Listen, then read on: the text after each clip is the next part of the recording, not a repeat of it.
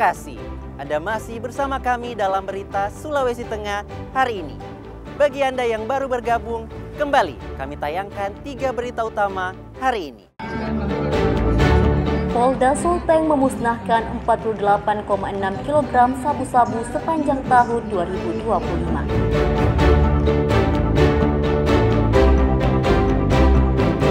Puluhan mahasiswa berunjuk rasa memprotes rektor terkait SK Presiden Mahasiswa.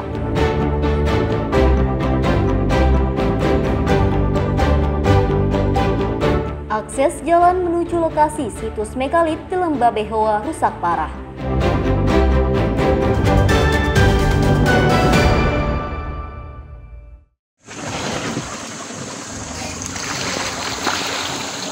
Akses jalan menuju kawasan wisata situs megalit di Lembah Behoa, Kecamatan Loreh Tengah, Kabupaten Poso rusak parah.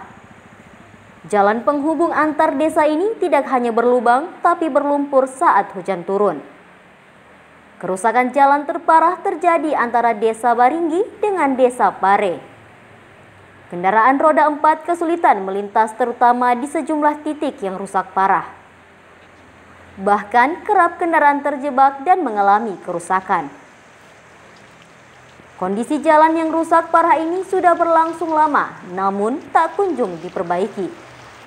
Padahal akses jalan tersebut sangat menunjang pengembangan pariwisata dan peningkatan ekonomi masyarakat setempat. Apalagi jalur tersebut masuk dalam kawasan megalit Lorelindu yang kini diperjuangkan jadi warisan dunia.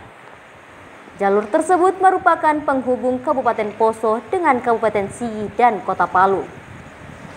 Warga telah berusaha melakukan perbaikan secara swadaya, namun hasilnya tidak bertahan lama. Mungkin belum diperhatikan, jadi jalannya sangat bisa dibilang sangat memprihatinkan. Yang paling susahnya itu ya antara Baringgi ini kampung itu paling susah jalannya. Karena mengingat bahwa di sana itu di Loreh Tengah itu tempat ini potensi pariwisata dan ekonomi itu sangat banyak di sana. Cuman perlu dari pemerintah memberikan dukungan perbaikan bagi untuk fasilitas ini jalan. Mereka berharap pemerintah daerah segera turun tangan memperbaiki jalan tersebut.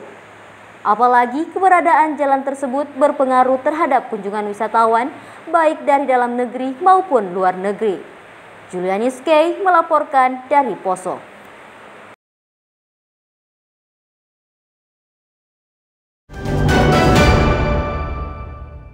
Jadi ini salah satu contoh yang bisa didapat di area Balumpewa dan Wera. Tidak sedikit masyarakat beranggapan bahwa binatang reptil identik dengan sifat galak dan menakutkan.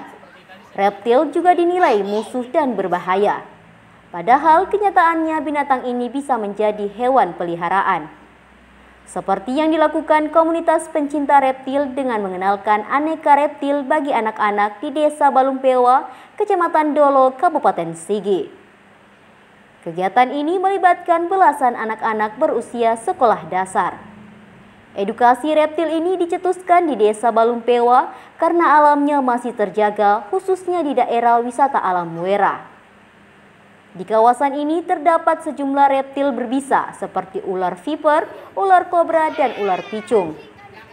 Nah, dari edukasi ini itu diharapkan supaya anak-anak di sini itu lebih mengetahui dan cara membedakan ular-ular berbisa. Tadi juga ada kelas penanganan gigitan ular kita juga lakukan, dan juga diidentifikasi ular berbisa tadi yang diharapkan nantinya itu dapat berguna agar teman-teman dan adik-adik di sini itu tidak terhindar dari gigitan ular. Anak-anak diajari mengenali berbagai jenis ular dan cara membedakan yang berbisa, serta penanganan pertama ketika digigit ular berbisa. Mereka pun antusias mengikuti kegiatan yang dilakukan di alam terbuka itu. Mereka juga berkesempatan memegang reptil yang masih berukuran kecil. Teks di sini adalah pegunungan, barisan pegunungan dan hutan lindung masih banyak. Tentunya itu sangat dekat dengan aktivitas anak-anak itu sendiri dalam hal bermain, bahkan mereka ikut berburu orang tua mereka. Nah, sehingga dari itu mereka juga butuh literasi soal flora fauna. Maka dengan itu kami di teman-teman Festival Baku Bantu menginisiasi kegiatan pengenalan flora fauna di anak-anak. Dalam hal ini reptil, yang paling dekat di sini ada ular, ada kadal, ada tokek. Kegiatan yang berlangsung sehari tersebut diharapkan bisa mengedukasi anak-anak maupun masyarakat agar memiliki persepsi jika tidak semua reptil itu berbahaya dan harus dibunuh jika dijumpai. Rahma Inaya melaporkan dari Sigi. Itu surainya itu. Nah, sama seperti bunglon ini juga bisa.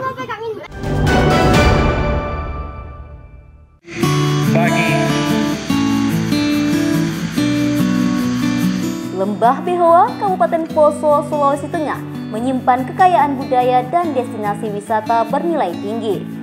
Hal ini yang mendorong pemerintah daerah bersama sejumlah komunitas terus gencar mempromosikan potensi itu, baik level nasional maupun internasional. Salah satu upaya itu melalui Festival Tampolore yang digelar keempat kalinya di situs Megalit Pokekea, Desa Hanggira, Kabupaten Poso. Kegiatan yang mengusung tema harmonisasi budaya dan alam ini berlangsung hingga 29 Juni 2025. Festival ini bertujuan menjaga situs megalit sebagai bagian warisan budaya dunia. Selain itu, untuk memperkenalkan destinasi wisata kelas dunia di Lembah Behoa yang berbasis budaya dan kearifan lokal. Pelestarian situs megalit yang kita tahu bersama akan menjadi warisan dunia ya. Dan kemudian ini bagian dari bagaimana kita memperkenalkan agar situs-situs yang ada di wilayah Lembah Behoa ini bisa lebih dikenal oleh masyarakat secara luas maupun secara internasional. Dinas Pariwisata Provinsi Sulawesi Tengah menilai Festival Tampolore bukan hanya sekedar pertunjukan budaya atau hiburan, melainkan wujud nyata komitmen dalam mempromosikan budaya dan pariwisata hingga ke tingkat nasional dan internasional. Selain menjelajahi beragam situs megalit di Lembah Behoa, kegiatan lain dalam festival ini adalah pameran kerajinan, diskusi film, hingga literasi keuangan bagi masyarakat setempat. Kegiatan ini diikuti puluhan warga dari sejumlah desa di kawasan wisata tersebut. Julianus K. melaporkan dari Poso.